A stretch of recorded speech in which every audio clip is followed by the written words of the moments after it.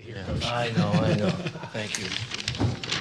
All right, Coach, if you want to start with an opening statement, we'll get things going. Just really proud of our guys today. We had some really good practices prior to getting up here in Brooklyn, and I just thought that carried over to the game today. We had a good start. You know, to have momentum in the game, you want to bring it in with you, and our guys did that. And I thought Ace led the way, and we just had a lot of different guys contribute in different ways on both sides of the basketball, and just really proud of our guys that way. So look, Davidson they have great tradition. They're a very good basketball team. The way they play is unique. I'm a big fan of it. I think Matt's going to do a heck of a job there. We're fortunate to win the game, and we appreciate all our fans being out here, and we're excited to move on. Great. We'll start with questions for the players. We'll start with Rafi up front. This is Rafi with nothing but that sports talk. Congratulations on the win. Thank you. I just wanted to ask Ace, how's it feel to get a victory like this in front of a New York atmosphere? It felt great. In the first game, we just wanted to make a statement. Great. We'll go over here. Tim Perrell, the Times-Dispatch, for both Ace and David. Y'all got off to such a good start, which Coach talked about. What was the mindset as you came in? Because he talked about last year y'all were playing not to lose, and this year it looked like you were playing to win. I say because last year I think we kind of overlooked looked over the first game because we had swept them in the season. So I think we overlooked that game. And this year I just wanted to say we just took it time at a time. David, anything to add? Oh, yeah. Not being a part of last year, but, they bring it up, talked about it. Just having the mindset of taking it one game at a time and then coming here, it's like starting a whole new season. It's survive and advance. So, that's kind of the mindset we had. It's game time. It's a whole new season now, and it's time to advance. We'll go to Sam up front. Sam Basil, House of College Hoops. David, you hit that one shot from the left corner and then followed up a couple of possessions on the right wing. Could you talk about, just how you were feeling yourself and the spacing that allowed you to have such a good day from three? Having the guards that we have able to get downhill the way they can, whether it be off a ball screen or an ISO situation, then having me out there, it puts teams in a tough situation. Do they help? Did they collapse? And they happen to hold in a bit longer, and was able to get me going. It's just having guards be able to attack and find me whenever they need to. Great. All the way in the back. Lane Castellante from CBS 6 in Richmond. For both of the players, guys, what's the biggest difference in your team between today and the game that you played at Davidson that came right down to the wire? What's the biggest difference with you guys? I'd just say our defense, active hands and just being aggressive, being all over the ball. Yeah, I agree. When we played them at home, we had active hands. We got tips on balls. Our defense, we smothered them the whole game. We relaxed a little bit. We let them swing the ball around. Once they get going, it's a tough team to beat. They have confidence in the offensive end, especially when they start get going. So, being able to have active hands, smother them, and get tips on balls, it kind of helps slow it down. So, one more on the left. For Ace and David, if you want to, y'all were able to limit Lawyer. It looked like y'all were really crowding him as soon as he got the ball. He was 2 for 7, 8 points. But not just him, your defense overall. What is it y'all do that makes it so tough on other teams to even get shots or make tough shots? Like Strauss said, and Coach, we was real big. The first game we had 30 deflections, and the second game we only had 15. So that was one of the big things Coach was big on is active hands and hands all over the ball. We had 31 today. Is that what he said? Are we 29? 29 today. Same thing. Just talk about your defensive mindset. Yeah, Foster's a good player, as you mentioned. He's kind of like the head of their snake. We always talk about, we got to limit the head of the snake. So, we shut him down and, not let him get going. It not only slows down their offense, but, slows down the other people around him because they kind of feed off him and feed off his energy that he brings. We got time for one more on the third row. Matt Shelton, VCU, RamNation.com. Jameer's not back here, but 11 points. I think he had 6 rebounds and 3 blocks. Just can you comment on his game and just what it does to have that kind of talent coming off the bench and just no let up? That's what we need from there coming out the bench. We need like him to be more aggressive, and we also give him that confidence to score the ball and also rebound the ball. Yeah, especially when we're coming off the bench and he crashed. He's one of the best rebounding guards. Not in the, I wouldn't even say in our conference, but one of the best rebounding guards in the country. The way he crashes, and then, the emphasis he brings on the defensive end when he plays hard. Like you mentioned, having an energy guy come off the bench like that, it provides so much like spark and energy to everybody else around him. Great. Thank you, guys. Congrats on the win. See you guys.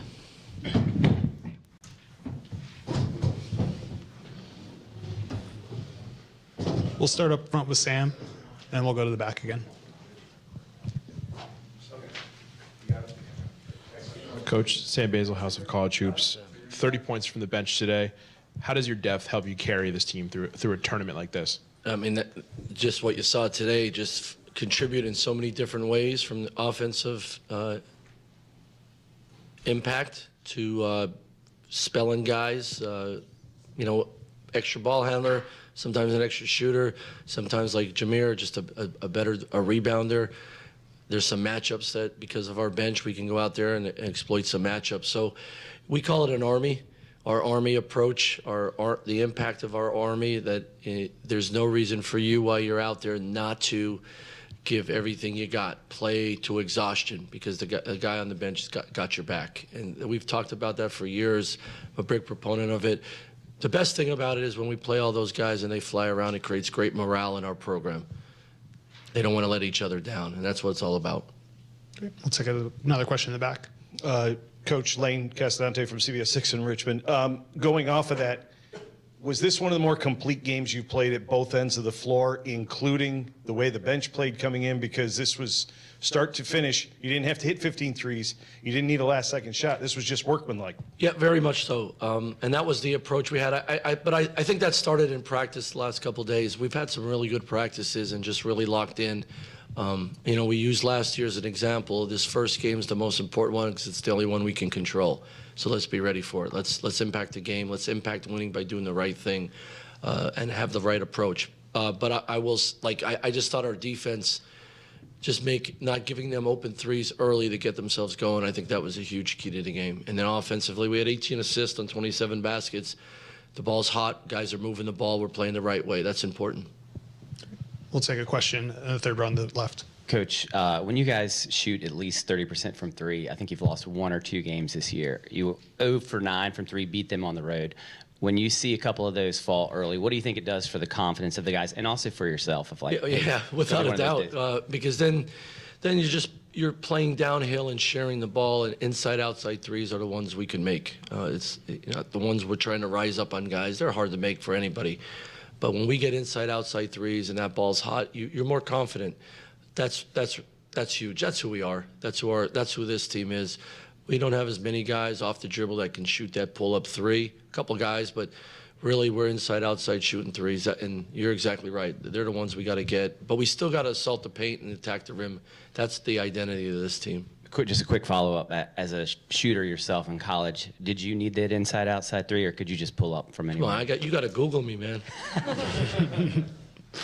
Paige. Paige Messier, Atlantic 10. So with the number 1 seed, it might be easy to come in maybe a little content, but you guys came out really hot. So clearly that wasn't the case. Was that a point of emphasis that you put in the guys a few days Without prior? a doubt. Honestly, it had nothing to do with being the number 1 seed. We blew it last year. I mean, Richmond went on and won it. They played great. We laid an egg. We were a number 1 seed a few years ago when Marcus got hurt, and we lost. You don't forget those things. And so when you get into March, and you're excited to play and you want to play, but it doesn't guarantee wins. It doesn't guarantee you're going to advance. So you got to go play the right way, and you got to go play really hard. And if a team plays better than you that night and you played your best, you can live with that as a coach. It's the other way around when you're playing not to lose instead of go win. Like the only way you win a championship is you go win the games. That had to be our approach this year. Now, Ace led the way all year long like that, and we had a lot of guys really mature, grow throughout the year to have that mentality. Today was a good start. Over here on the left. Mike, other than the fouls, y'all were very aggressive on defense. I think blocked 10 shots, most of them at the rim. How good was the defense today in your estimation?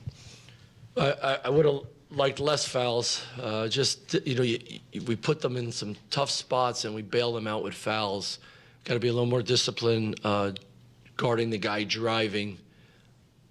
I thought our ball screen defense was pretty good stopping the guards. It wasn't good enough away from the ball. We'll work on that here the next day. But one thing we do have is we have some guys that can fly around. The only way you're going to play is play defense at VCU, and if you're one step behind or two steps behind, make up for it with effort. We always talk about if you're behind a play, talk and effort, make up for everything. I thought you saw a lot of that today, and we have big guys that can really move. We don't have any plotters. Our big guys are very versatile, so they can move, they can run things down, and they can get vertical. We got time for two more. Go over here, second row. on the Coach right. Eric Wilson come both times. You had Nick Kern come in with 9 rebounds in the game. What do you feel like his effort is, on both sides of the ball? His effort's awesome. That's why we put him in the starting lineup, and it might have changed our season in Christmas time. Nick plays to win the game. That's it.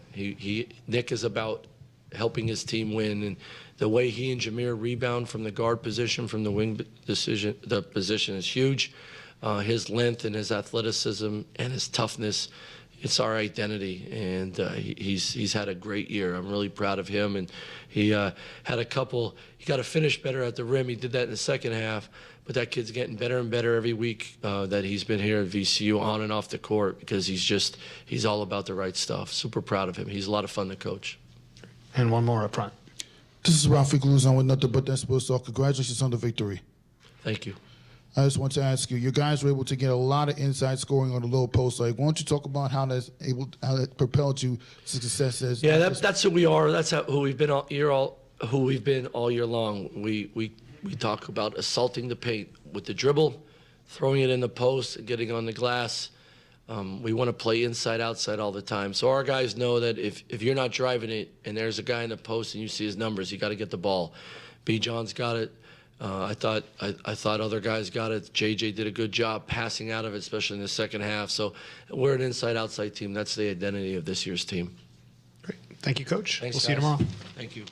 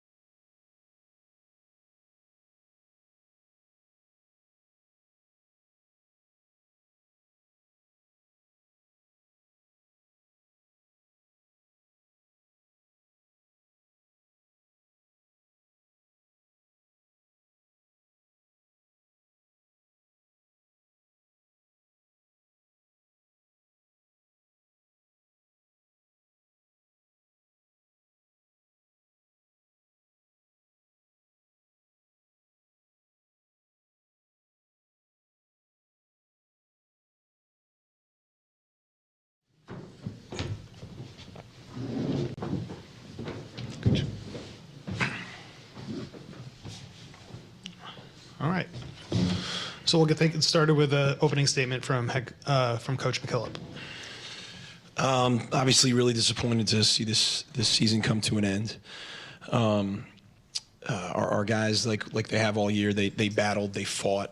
We were a bit on our heels right away when they scored two buckets on the first 2 possessions, which right away allowed them to get into their pressure, which is how they are able to dictate the basketball game. I'm proud of this group. They were a pleasure to coach, and I'm very lucky to have had a chance to coach Foster Loyer. Questions for Foster or Grant? Fellas, Matt Shelton, A10 Talking, VCURamNation.com. The A10 scheduling gods, you ended up playing the top 4 seeds twice, so it kind of puts you on that 8-9 seed. I just want to ask how you think you guys did responding to the season in general and fighting and just getting to the quarters, and how you battled through the season despite that schedule. Oops, false alarm. Yeah, I think we obviously had a tough A10 schedule, but that's not something that we weren't going to embrace or anything like that. We had a lot of new guys, a lot of young guys that were playing critical minutes for us. So one of the tough parts was not only do we have that tough schedule, but we had all of them at the front of our schedule. So it took us a while to, I thought, get going. I thought we were playing really good basketball here the past month or so. And so I'm proud of the way our guys have responded. You lose a couple games in a row, it's easy to kind of put your head down and let it carry over. And I thought that day in and day out, we showed up ready to get better and ready to go win the next game. Grant, you want to add on? Yeah, kind of what Foster said. We didn't have the easiest A10 schedule, and it was very front-loaded. But that gave us opportunity to be put in some situations that we may not have been in, and we wanted to play our best basketball by March, and I think we did that. And yeah. Grant, what's it been like basically being kind of an understudy to an all-conference player of the year type of guard like Foster? Mm-hmm. I mean, it's been great, playing with him the past 2 years. I've got to learn from him. It's easy to play the guard position with a shooter like him and someone who sees the game like him. So it's been a great 2 years. But, the stuff that I'm really going to miss, which isn't technically over yet, is, all the stuff off the court, hang out and all, just bonding, getting food, all the simple stuff.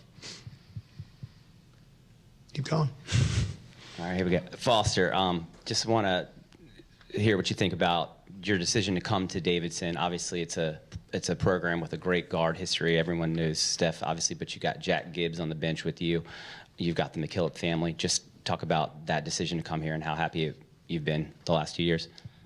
Yeah, I think it hasn't quite hit me yet. Been playing college basketball for 5 years now. Feels like a long time. But I think, when I look back on my decision to come to Davidson, I think it's going to be one of the best decisions I've made in my life. Even more so from a basketball standpoint, but just for a life standpoint of being able to be myself, go out there and play with confidence. Coach Matt McKillop and his dad, both just instilled that ability for me to go out there and enjoy the game of basketball again and get back to being myself. So I think it was a huge thing for me. I've made friendships and with my teammates and things like that will last a lifetime. So it's been an honor to wear the Davidson jersey for the past 2 years, and I've just been honored to play with some great players, both at Michigan State and here at Davidson, and enjoyed the hell of it. One more. Just as Hooper's competitive players, Ace Baldwin, Player of the Year, Defensive Player of the Year, how excited do you guys get going into a game knowing like that's the guy on the other side, I'm attacking him, we're going to challenge him? Yeah, it's a fun matchup. We let them get the best of us a little bit this year. It's a fun matchup, but it's not a fun matchup knowing they're going to foul you 45 times and they're going to call 10 of them. So that's my little joke of the night. But no, he's a heck of a player. He earned his earnings or awards this year, and they have the chance to go pretty deep in this tournament. So it's fun when you're matching up with a team that you're gonna know you have to bring your best A game, and I know these guys are gonna go get it next year. Great. Thank you, guys. Appreciate your time.